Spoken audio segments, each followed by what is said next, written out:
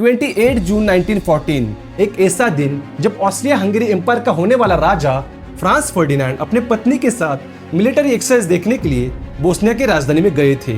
जब वहां पे वो रोड से गुजर रहे थे तब अचानक एक 19 साल का लड़का उनके सामने आया और एक के बाद एक गोली चलाकर दोनों की हत्या कर दी। इस हत्याकांड की वजह से एक ऐसी जंग शुरू हुई जिसने पूरी दुनिया में इतनी तबाही मचाई जो किसी ने कभी देखी नहीं थी। एक ऐसा युद्ध जिसमें कई सारे देश और एम्पायर्स एक दूसरे के साथ लड़ने के लिए मौत के मुंह में उतर गए। ये एक ऐसा युद्ध था जो लगभग 4 साल तक चलता रहा, जिसमें 2 करोड़ से भी ज्यादा लोग मारे गए और कई बड़े एम्पायर्स पूरी तरह से तबाह हो गए। लेकिन अब सवाल ये है कि क्या सच में सिर्फ ये एक इंसिडेंट की वजह से इतनी बड़ी वॉर शुरू हो सकती है जिसमें इतने सारे एम्पायर्स लड़ने के लिए तैयार हो जाए, या फिर इसके पीछे सालों से चल रही पावर और सत्ता की भूख थी। तो चलिए समझते हैं दुनिया के सबसे पहले बड़े युद्ध को, वर्ल्ड वॉर 1 को, द ग्रेट वॉर को।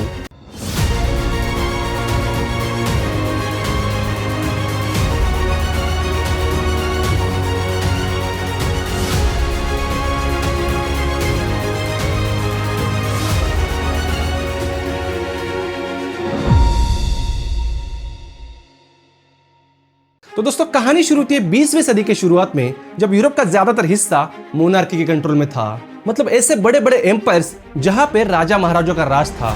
अगर हम उस वक्त के यूरोप का मैप देखें तो आज के छोटे छोटे यूरोपियन कंट्रीज हमें देखने को नहीं मिलेगी, बल्कि कुछ बड़े बड़े पावरफुल एम्पायर्स पूरे यूरोप में फैले हुए नजर आएंगे, जैसे कि Austro Hungarian empire, German empire, British empire, Russian empire और ऑटोमन एम्पायर।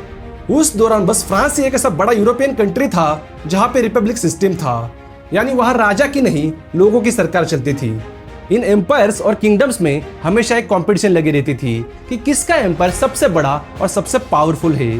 तो इसके लिए हर एक एम्पायर दुनिया भर में ज्यादा से ज्यादा एरिया अपने अंडर कैप्चर करने में लगा हुआ था। जैसे कि इंडिया में ब्रिटिश सरकार का राज था और अफ्रीका में ब्रिटिश, फ्रांस और जर्मनी का। अगर आप इस मैप को गौर से देखें तो आपको समझ आएगा कि यूरोपियन एम्पायर्स कैसे दुनिया भर में फैले हुए थे। 1908 से पहले Austro Hungarian empire treaty of Berlin के अनुसार बोस्निया पे अपना एडमिनिस्ट्रेशन चला रहा था। यहाँ पे बोस्निया के लोग चाहते थे कि उनका अपना अलग देश हो, लेकिन उसके पॉलिटिकल पावर्स उनके हाथ में नहीं थी। फिर 1908 में ऑस्ट्रो हंगेरियन एम्पायर बोस्निया को इन्वेड कर देता है और उसको ऑफिशियली अपने अंदर शामिल कर लेता है। ये इंसिडेंट की वजह से बोस्निया के लोगों में बहुत ज्यादा गुस्सा भर गया और सर्बिया भी इस चीज से नाखुश था, क्योंकि दोनों देश एक दूसरे के पड़ोसी थे और दोनों देशों में स्लाविक लोग रहते थे। सर्बिया चाहता था कि स्लाविक लोग एकजुट रहे और इसलिए वो नहीं चाहता था कि बोस्निया पर किसी का कब्जा हो। फिर 1914 में ऑस्ट्रिया हंगरी एम्पायर का राजा फ्रांस जोसेफ I ने अपनी बढ़ती उम्र को देखकर अपने भाई के बेटे फ्रांस फर्डिनांड को अगला होने वाला राजा घोषित कर दिया, जिसके बाद प्रिंस फर्डिनांड अपने एम्पायर के अलग अलग जगहों को समझने के लिए टूर पे जाने लगा और इसी बीच वो एक मिलिट्री एक्सरसाइज देखने के लिए बोस्निया गया था। जब वो अपने गाड़ी में बैठकर रोड से जा रहा था तब अचानक से एक 19 साल का सर्बियन लड़का गैव्रिलो प्रिंसिप गाड़ी के सामने खड़ा हो गया। उस लड़के ने बिना देर किए बंदूक निकाली और प्रिंस फर्डिनांड और उसकी वाइफ पे गोली चला दी, जिसके वजह से दोनों के दोनों तुरंत मारे गए। यह हत्याकांड की खबर सुनते ही ऑस्ट्रिया हंगेरी के राजा ने डिसाइड किया कि अब तो सर्बिया के साथ वॉर करना ही पड़ेगा। अब उस वक्त क्या था कि सारे बड़े एम्पायर्स ने सिक्योरिटी के लिए एक दूसरे के साथ संधि यानी ट्रीटी साइन की थी, जिसमें उन्होंने डिसाइड किया था कि अगर किसी बाहरी देश ने एक एम्पायर पर हमला कर दिया तो बाकी एम्पायर्स उसकी मदद करने के लिए आगे आएंगे।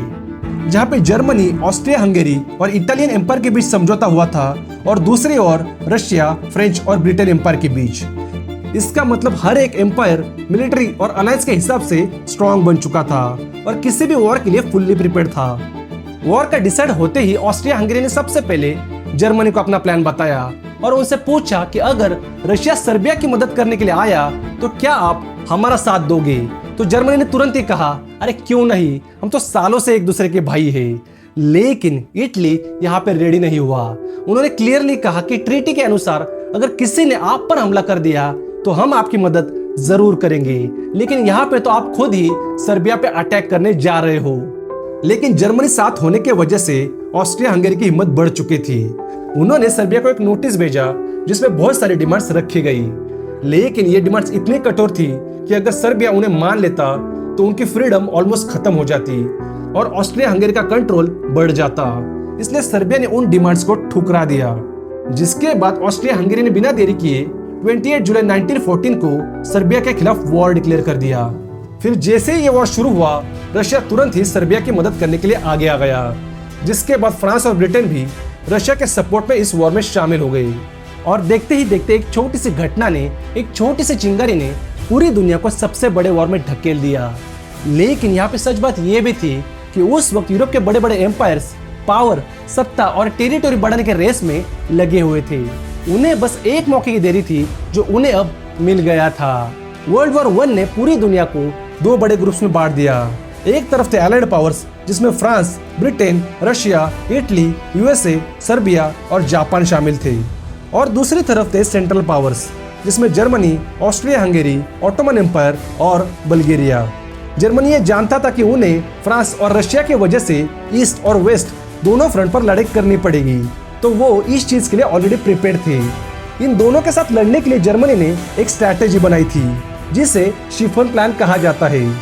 इस प्लान में जर्मनी ने डिसाइड किया था कि वो अपनी ज्यादा से ज्यादा फोर्स का इस्तेमाल करके फ्रांस को बहुत जल्दी हरा देंगे और इसके बाद रशिया के साथ लड़ेंगे। यहाँ पे उन्होंने अंदाजा लगाया था कि रशिया को अपनी फोर्स डिप्लॉय करने में कम से कम 5 से 6 हफ्ते तो लग ही जाएंगे। तो उन्होंने वॉर डिक्लेयर होते ही बेल्जियम पे तुरंत अटैक कर दिया। जर्मनी का प्लान था कि वो पहले बेल्जियम को कैप्चर करके ऊपर से फ्रांस पे अटैक करेंगे। अब यहाँ पे बेल्जियम एक न्यूट्रल कंट्री था, मतलब बेसिकली वो इस वॉर का हिस्सा ही नहीं था। फिर भी जर्मन्स ने उन पे अटैक कर दिया।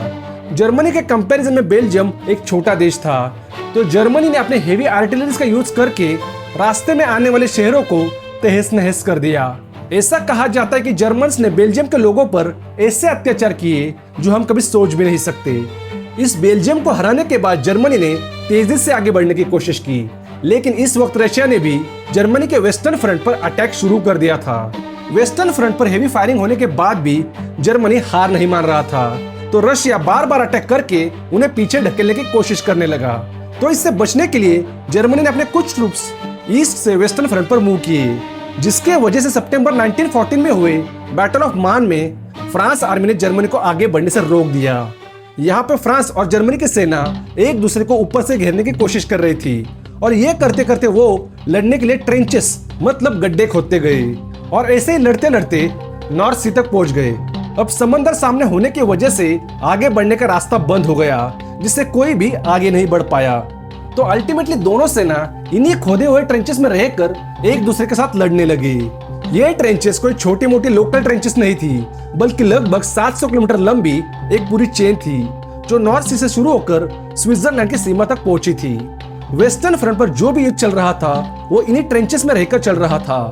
दोनों तरफ की सेना लगभग 3 से 3.5 साल इन्हीं ट्रेंचेस में रही और लगातार लड़ती रही, चाहे धूप हो, बारिश हो या फिर ठंड। और इसी वजह से इसे ट्रेंच वॉरफेयर भी कहा गया। इस ट्रेंच वॉरफेयर में कई ऐसी लड़ाइयाँ थी जो बहुत ज्यादा ब्रूटल थी, जिसमें लाखों लोग मारे गए। दोनों तरफ से हेवी फायरिंग हो रही थी, लेकिन कोई भी आगे नहीं बढ़ पा रहा था, जिसकी वजह से एक स्टेलमेट जैसी पोजीशन बन गई। मतलब जर्मनी का वेस्टर्न फ्रंट पूरी तरह से ब्लॉक हो चुका था। इस स्टेलमेट की वजह से फ्रांस और ब्रिटेन ने डिसाइड किया कि उन्हें अब किसी और फ्रंट पर जीत हासिल करनी होगी। तो उनका अगला टारगेट था ऑटोमन एम्पायर। अब उस वक्त ब्रिटेन के पास बहुत बड़ी नेवल फोर्स थी, तो उन्होंने उसका इस्तेमाल करके 2 बार ऑटोमन एम्पायर पर अटैक करने की कोशिश की, जिसमें पहला था स्ट्रेट ऑफ डार्डिनल पे, जो 18 मार्च 1915 पे किया गया था, और दूसरा था गलीपोली कैंपेन, जो अप्रैल 1915 में शुरू हुआ था। लेकिन इन दोनों ही अटैक में ब्रिटिश और एलाइज को बहुत बड़ी हार का सामना करना पड़ा। इस गलीपोली कैंपेन में ब्रिटिश एम्पायर के साइड से ज्यादातर तो भारतीय सैनिक ही लड़ रहे थे, क्योंकि उस वक्त भारत पे अंग्रेजों का राज था, तो वो अपने लोगों को सेफ रखकर भारत के सैनिकों को लड़ने के लिए आगे करते थे। जब ये दोनों नेवल अटैक फेल हुए तो फ्रांस और ब्रिटेन वहां से पीछे हट गए। अब रशियन एम्पायर की बात करें तो साल 1914 से 1916 तक रशिया ने बार बार जर्मनी को हराने की कोशिश की, लेकिन जर्मनी पीछे नहीं हट रहा था। 2 साल लगातार लड़ने की वजह से रशिया की फाइनेंशियल कंडीशन बद से बदतर होने लगी, यहाँ तक कि वहाँ के लोगों को खाना तक नसीब नहीं हो रहा था, जिसके वजह से रशिया के लोगों में और सैनिकों में राजा के खिलाफ रोष बढ़ने लगा। और फिर 25 अक्टूबर 1917 को रशिया के राजा जार निकोलस II की हत्या हो गई। यह हत्या के बाद जब व्लादिमीर लेनिन राजा बने तब रशिया ने जर्मनी के साथ संधि कर ली और वो इस वॉर से ऑफिशियली बाहर हो गई। अब जैसे कि मैंने पहले बताया था कि इस वॉर के शुरुआत में इटली ने जर्मनी और ऑस्ट्रिया हंगेरी का साथ न देकर न्यूट्रल रहने का फैसला किया था, लेकिन 26 अप्रैल 1915 को उन्होंने एलाइड पावर्स मतलब दुश्मन के साथ एक सीक्रेट एग्रीमेंट साइन किया और अपनी साइड ही बदल दी। और इसके ठीक बाद 23 मई 1915 को इटली ने ऑस्ट्रिया हंगेरी के खिलाफ युद्ध का ऐलान कर दिया, जिसके बाद इन दोनों के बीच इसोंजो रिवर के पास में लगभग 11 बार भयानक क्लैशेस हुए। लेकिन जब 12वां बैटल हुआ तब जर्मनी ने ऑस्ट्रिया हंगेरी की मदद की और इटली को हराकर बहुत ज्यादा पीछे ढकेल लिया। फिर जब फ्रांस और ब्रिटेन को लगा कि इटली बुरी तरह से हार रहा है तब जून 1918 में उन्होंने प्लस अमेरिका ने भी अपनी रीइंफोर्समेंट इटली भेजी और ऑस्ट्रिया हंगेरी को वापस पीछे ढकेल दिया। अब यहाँ पे एक बहुत ही इंटरेस्टिंग बात यह थी कि उस वक्त एरोप्लेन्स नए नए आए हुए थे, जिसके वजह से उनमें कोई भी मिसाइल्स या फिर बॉम्ब नहीं थे। वॉर की शुरुआत में उनका इस्तेमाल सिर्फ दुश्मन पर नजर रखने और खबर पहुंचाने के लिए किया जा रहा था। फिर बाद में जैसे जैसे डेवलपमेंट होती गई तब उन पे मशीन गन्स भी इंस्टॉल होने लगी। ये जो वर्ल्ड वॉर 1 था वो सिर्फ यूरोप तक सीमित नहीं था। जहाँ जहाँ पे भी यूरोपियन एम्पायर्स की कॉलोनीज थी जैसे कि अफ्रीका या फिर एशिया, वहाँ पे भी ब्रूटल लेवल पर लड़ाइयाँ लड़ी गई जिसमें लाखों लोग मारे गए। जब 1940 में ये वॉर डिक्लेयर हुआ था तब इसके एक महीने बाद ही जापान भी इसमें कूद गया, क्योंकि 1902 में उन्होंने ब्रिटिश के साथ एक अलायंस बनाया था। जापान ने सोचा कि ये उनके लिए एक गोल्डन अपॉर्चुनिटी है, क्योंकि उस वक्त एशिया में बहुत जगहों पे जर्मनी की कॉलोनीज थी। सो अगर जर्मनी यूरोप में बिजी रहेगा तो उनके लिए ये एरिया कैप्चर करना इजी हो जाएगा, और हुआ भी वैसा ही। फिर साल 1917 में इस वॉर ने एक नया मोड़ ले लिया जब जर्मनी ने अनरेस्ट्रिक्टेड सबमरीन वॉरफेयर शुरू कर दिया, जहां पे वो अटलांटिक ओशन में शिप्स को टारगेट करने लगा। दरअसल 1917 तक अमेरिका इस वॉर में नहीं उतरा था, क्योंकि उन्होंने शुरुआत में ही क्लियरली कहा था कि यूरोप और हमारे बीच हजारों मीलों का समंदर है, तो हमारा इस वॉर से कोई मतलब नहीं, हम अपना ट्रेड बाकी देशों के साथ जारी रखेंगे। लेकिन इस सबमरीन वॉरफेयर में जर्मनी ने डिसाइड किया था कि जो भी शिप ब्रिटेन को ट्रैवल करेंगी हम उसे सबमरीन से उड़ा देंगे, चाहे वो वॉरशिप हो या फिर मर्चेंट शिप। यहाँ पे उनका पर्पस था कि ब्रिटेन को कोई भी सप्लाई ना पहुंचे और उन्हें भूखा मारे। तो इसके चलते उन्होंने मई 1915 में एक ब्रिटिश पैसेंजर शिप को उड़ा दिया, जिसमें 128 अमेरिकन भी मारे गए। इस इंसिडेंट की वजह से अमेरिका के पब्लिक में गुस्सा भर गया और वो भी इस वॉर में एंटर करने की डिमांड करने लगे। इस इंसिडेंट के बाद भी जर्मनी रुका नहीं और कई सारे अमेरिकन मर्चेंट शिप्स को डुबाने लगा। फिर मार्च 1917 में जर्मनी से एक बहुत बड़ी गड़बड़ हो गई। उनका एक टेलीग्राम जो उन्होंने मेक्सिको भेजा था वो यूएसए के हाथ लग गया, जिसमें यूएसए के अगेंस्ट जो भी जर्मनी का प्लान था उसकी इंफॉर्मेशन थी। तो यह हाथ लगते ही अमेरिका ने तुरंत ही 16 अप्रैल 1917 को सेंट्रल पावर के अगेंस्ट वॉर डिक्लेयर कर दिया। जब जर्मनी को यह समझा कि उन्हें वेस्टर्न फ्रंट पर ब्रिटेन और फ्रांस के साथ अब अमेरिका से भी लड़ना पड़ेगा, तब उन्होंने मार्च 1918 में एक मैसिव स्प्रिंग ऑफेंसिव लॉन्च कर दी। मतलब अमेरिकन सेना आने से पहले ही अपनी सारी फोर्स लगाकर फ्रांस पे अटैक करना और ट्रेंचेस को क्रॉस करके पेरिस तक का एरिया कैप्चर करना। यहाँ पे शुरुआत में जर्मनी को सक्सेस मिली, लेकिन वक्त के साथ उनकी आर्मी अब थक चुकी थी और उनके रिसोर्सेज भी खत्म होने लगे। तो इसके वजह से फ्रांस और ब्रिटेन ने मिलकर उन्हें आगे बढ़ने से पूरी तरह रोक दिया और उनकी स्प्रिंग ऑफेंसिव फेल कर दी। फिर जब अमेरिकन फोर्सेस आई तब एलाइड पावर्स ने मिलकर जर्मनी को फ्रांस और इटली दोनों फ्रंट से बहुत ही ज्यादा पीछे ढकेल दिया। इसी दौरान लगातार मिल रही हार और इंटरनल कॉन्फ्लिक्ट की वजह से 30 अक्टूबर को ऑटोमन एम्पायर और 4 नवंबर को ऑस्ट्रिया हंगेरी ने ट्रीटी साइन कर ली और इस वॉर से ऑफिशियली एग्जिट ले लिया, जिसके बाद जर्मनी अब अकेला पड़ चुका था। उनकी मिलिट्री की हालत बहुत ही ज्यादा खराब हो चुकी थी। इस वॉर के वजह से उनकी इकोनॉमी बुरी तरह गिर गई और उनके नागरिक इस वॉर के खिलाफ प्रोटेस्ट करने लगे।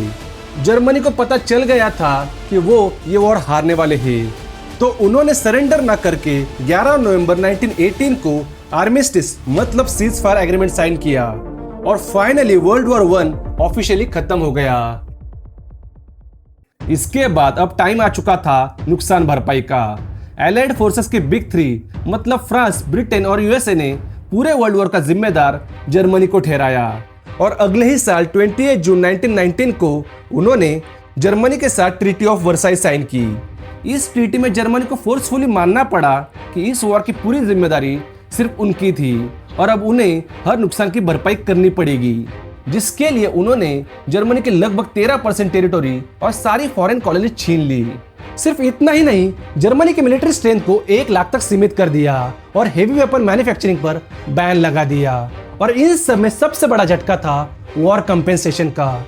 उन्होंने जर्मनी को $33 बिलियन चुकाने का ऑर्डर दे दिया, एक ऐसी रकम जिसने जर्मनी के इकोनॉमी को अंदर तक हिला के रख दिया, जिसके वजह से जर्मनी में बेरोजगारी, गरीबी और इकोनॉमिक क्राइसिस हद से ज्यादा बढ़ता गया। और इन्हीं सब चीजों ने जर्मनी के लोगों के अंदर गुस्सा, बेइज्जती और बदले की भावना भर दी और आगे चलकर यही नफरत और इंस्टेबिलिटी वर्ल्ड वॉर 2 का कारण बनी, जिसके बारे में हम किसी और वीडियो में कवर करेंगे। तो आई थिंक आज के लिए इतना ही। अगर आपको इस वर्ल्ड वॉर 1 के बारे में स्टार्ट टू एंड डिटेल में समझना है तो हम इसकी सीरीज भी ला सकते हैं। अगर इस वीडियो पे 5000 लाइक्स आए तो हम इसे जरूर पूरा करेंगे। तो वीडियो अच्छा लगा तो please like, share and subscribe. मिलते हैं अगले वीडियो में, तब तक के लिए जय हिंद,